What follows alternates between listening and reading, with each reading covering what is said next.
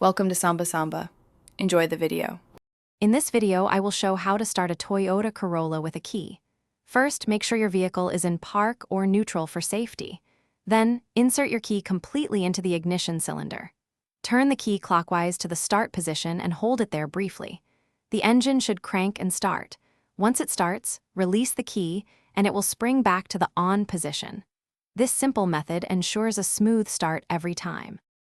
Sometimes, the steering wheel lock can prevent your key from turning. If this happens, gently wiggle the steering wheel left and right while applying slight pressure to turn the key. Also, confirm the key is fully inserted. A worn key can also cause issues, so try a spare if you have one. These steps often resolve common ignition problems, getting you on your way quickly. If the engine doesn't crank or makes a rapid clicking sound, it might be a battery issue. Dim or non-existent dashboard lights also point to a low battery. If the engine cranks slowly but doesn't start, it could be a weak battery or a starter problem. A jump start can confirm if the battery is the culprit. If not, further diagnosis may be needed. Regular maintenance is crucial for reliable starting. Keep your battery terminals clean and ensure they are tightly connected.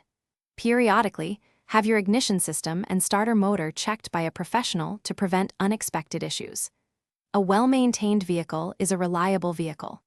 Also, for those looking to improve their financial well-being, check the description for a link to a fantastic book that can truly change how you think about money, as well as other great deals.